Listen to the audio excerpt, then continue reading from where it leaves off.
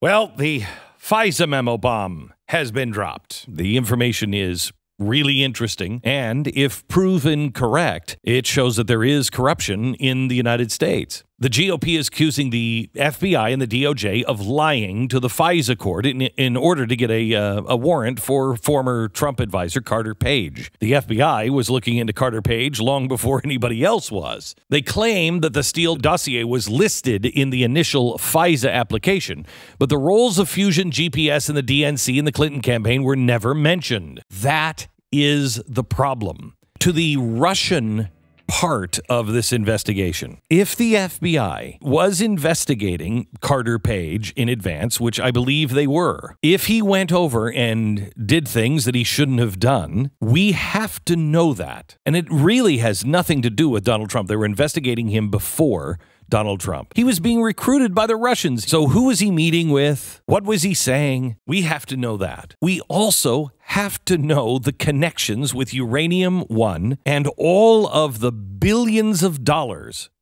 that came in from Rosatom to our congressmen, our senators, and our Department of State. What was the connection between Russia and the Clintons?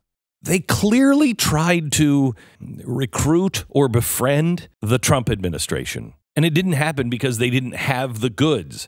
We all also know that if in that meeting they would have had the goods on Hillary Clinton, they would have taken them. You have to go after the source, and the source is Russia. They were doing everything they can to make sure that we don't have confidence in the system, that our confidence in the voting system was destroyed. Our confidence in the two-party system was destroyed. Instead of calling it WikiLeaks, I'll just refer to it as Russia. Why do you think Russia released the information about the DNC and what they did with Bernie Sanders? They did that because they needed to break up the coalition in the DNC, and not to get Donald Trump to win. They broke that coalition because they needed the infighting that the press is refusing to cover right now, which is a huge story. They needed the Democrats to turn on each other. They need the Republicans to turn on each other. And then those 4 or 8 or how many groups that breaks into,